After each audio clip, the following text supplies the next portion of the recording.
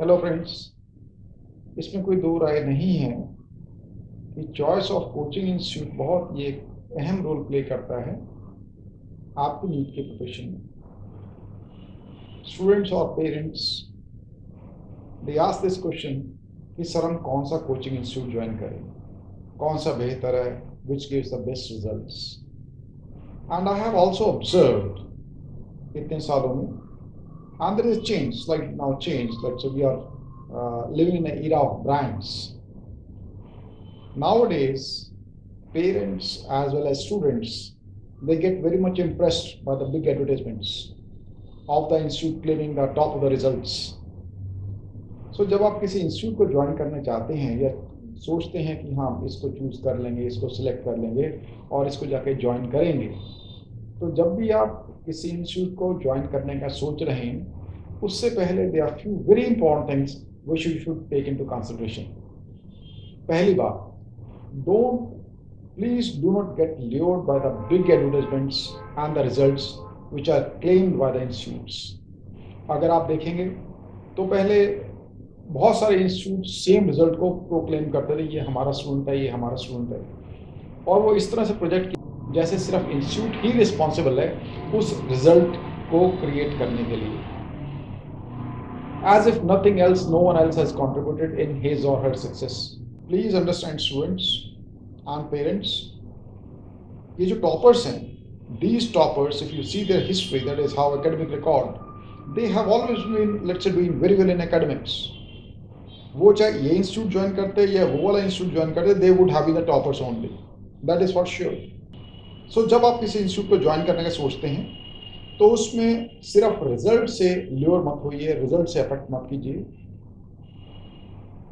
जो मेन एक इम्पॉर्टेंट चीज़ है वो आप अपनी रिक्वायरमेंट को देखिए। जब स्टूडेंट्स किसी इंस्टीट्यूट का सिलेक्शन के बारे में सोचते हैं या पेरेंट्स भी सोचते हैं तो पहली चीज़ सिर्फ रिजल्ट्स देखते हैं कि हाँ रिजल्ट्स अच्छे हैं, टॉपर्स यहाँ के हैं, तो हम भी अपने बच्चों को वहाँ भेज देते हैं, विदाउट अंडरस्टैंडिंग दैट इज कि आपकी अपनी रिक्वायरमेंट्स क्या हैं सक्सेसफुल होने के लिए।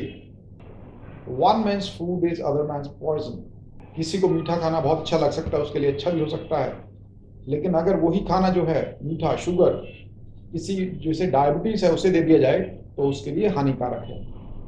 सिमिलरली जब आप अपना कैरियर की चॉइस कर रहे हैं, कैरियर के बारे में सोच रहे हैं और आपको पता है कि कोचिंग इंस्टीट्यूट को एक right selection of coaching institute बहुत इंपॉर्टेंट है, तो आप उसे क्रिटिकली रीजनेबल वे में उसे सेलेक्ट कीजिए।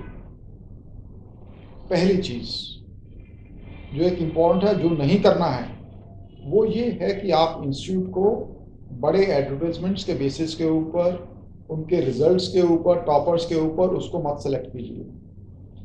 जब हम बड़े ब्रांड्स की बात करते हैं, बड़े इंस्टीट्यूट्स की बात करते हैं, तो उनके क्लासरूम भी बड़े होते हैं और हर एक क्लासरूम में 100, 150, 200 स्टूडेंट्स और कई बार इससे भी ज़्यादा स्टूडेंट्स बैठते हैं। तो अगर आप अपनी रिक्वायरमेंट देखें तो जब आप इतनी बड़ी क्लास में बैठेंगे तो क्या आप चीज़ों को समझ पाएंगे? अगर आपको लगता है हाँ हाँ समझ पाएंगे और आपने पहले भी समझा हुआ तो ठीक है। So this is not a disadvantage to you. आप कहते हैं हाँ मैं 200 की स्टूडेंट्स की क्लास में बैठ सकता हूँ या बैठ सकती हूँ और मुझे समझ आ सकता तो ठीक है। So this is not a point of concern for a time being, that is if you don't talk of the toppers, we talk the other students. तो उनके लिए एक सबसे अहम चीज़, सबसे इंपॉर्टेंट जो चीज़ होती है वो है इंडिविजुअल अटेंशन। इंडिविजुअल अटेंशन में क्या है कि जब आप तैयारी कर रहे हैं, you are going to institute, तो ऐसा बहुत बारी होगा, एक नहीं बहुत बारी होगा, जब आपको चीज़ें समझ नहीं आएंगी या मुश्किल आएगी, आपको असिस्टेंस की जरूरत पड़ेगी कि सर मेरे को कुछ और क्वेश्चन है, मेरे को थोड़ा और टाइम दे दीजिए समझने के लिए। तो वहाँ पे आपको अगर इंस्टीट्यूट से सपोर्ट मिलती है तो ये बहुत अच्छा है। For the big brands generally it is difficult because thousand and thousands of students. So what they do is that they go to the coaching institute and then they go for the group tuition also for the same subject. Avoid that as far as that is possible. So जब किसी institute को अपने join करना है, उसे final selection करना है कि मैं इस इंस्टीट्यूट को ज्वाइन करने जा रहा हूँ या जा रही हूँ, तो उसमें पहला जो ख्याल है, जो first thing which is important is कि वहाँ पे आपको इंडिविजुअल अटेंशन मिलेगी या नहीं मिलेगी, जब प्रॉब्लम्स आएंगी तो वो आपको कैसे हेल्प करेंगे, वहाँ के टीचर्स कैसे हैं, वहाँ के टीचर्स जो हैं व्हाट इज़ देयर क्वालिफिकेशन, उनका एक्सपीरियंस क्या है, for how long they have been teaching, they have been to this profession. क्योंकि जब टीचर्स बहुत टाइम से रहते हैं तो they understand many things. Teaching के जो पार्ट्स हैं उनको अंडरस्टैंड करते हैं, बच्चों को कैसे पढ़ाना है, पिछले साल के पैटर्न क्या रहे हैं, किस में से ज़्यादा क्वेश्चन आते हैं, कम क्वेश्चन आते हैं, देयर सो मेनी थिंग्स। आपके लिए टॉपिक को इजी कर सकते हैं। उन्हें पता है कहाँ कहाँ बच्चों को बेसिकली ऑब्स्टेकल्स आते हैं, कहाँ कहाँ मुश्किलें आती हैं। टॉपिक के अंदर सब टॉपिक है, इसमें ज़्यादा मुश्किल आती है बच्चों को। तो these all things they we get to know only through experience only. So आपके लिए जो है, आपके लिए एक इंडिविजुअल अटेंशन बहुत ज़रूरी है।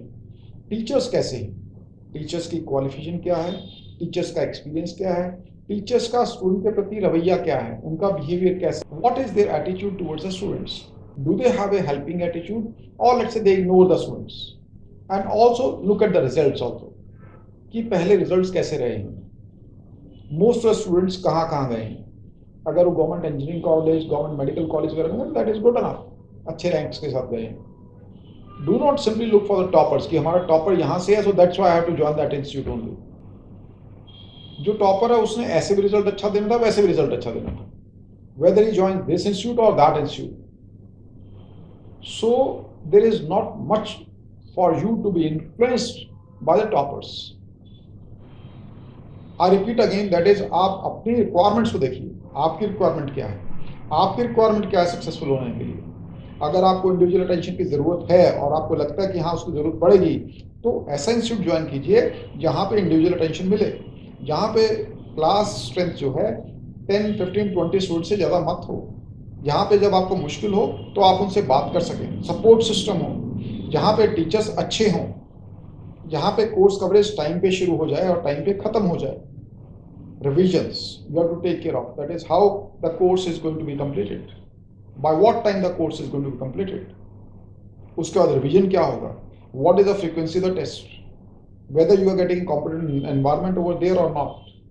तो you have to see that is what is your requirement and how the institute जिसके बारे में आप ज्वाइन करने की सोच रहे हो वो कैसे रन करता है। लेकिन overall I would emphasise upon कि आप अपने रिक्वायरमेंट्स देखिए। अगर आपकी रिक्वायरमेंट है कि मेरे को इंडिविजुअल अटेंशन चाहिए, मेरे को ज़रूरत पड़ेगी, सपोर्ट की ज़रूरत पड़ेगी, तो वो सपोर्ट सिस्टम कैसे काम करेगा, वो चाहे बिग ब्रांड है चाहे let's say small time institute है, वो आप दोनों कंपेयर कर लीजिए। जहाँ ठीक लगता है you go and join over there. इसके अलावा डोंट थिंक दैट इज आपने एक बार इंस्टीट्यूट ज्वाइन कर लिया तो उसकी ही रिस्पॉन्सिबिलिटी है आपको नीट क्लियर करवाने के लिए, ऐसा नहीं है। रिस्पॉन्सिबिलिटी फाइनली आपके ऊपर ही है नीट एग्जाम को क्लियर करने के लिए। वो आपको एक रास्ता दिखा रहे हैं कि ये कर लो तो हो जाएगा, आपका नीट में गवर्नमेंट कॉलेज में अच्छे रैंक से क्लियर कर लोगे। लेकिन you always have to assess yourself कि क्या मैं ठीक रास्ते पे जा रहा हूँ या नहीं जा रहा हूँ, किस चीज़ की कमी आ रही है, कौन से टॉपिक्स मेरे वीक लग रहे हैं, इसके लिए मैं क्या करूँ। ऐसा हो सकता है कि जब आपने कोई इंस्टीट्यूट ज्वाइन किया है और आपको उसमें सपोर्ट नहीं मिल रही है, तो instead of crying that's okay now I have made a wrong choice, it is wise thing is move ahead. अब देखो अब करना क्या है, how to solve this problem. कहीं से मेरे को और सपोर्ट लेनी पड़ेगी, किसी और टीचर से बात करनी पड़ेगी, सपोज बायो मेरा कमज़ोर है या फिजिक्स कमज़ोर है या एक टॉपिक कमज़ोर है, तो ask for the assistance from somewhere else.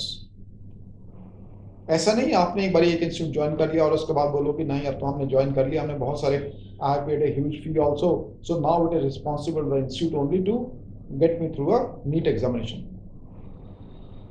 ऐसा मत सोचिए, सिर्फ ये सोचिए कि आप जो है नीट की तैयारी कर रहे हैं, उसमें इंस्टीट्यूट का एक अपना रोल है, but overall power to generate results, power to create good results lies with you only.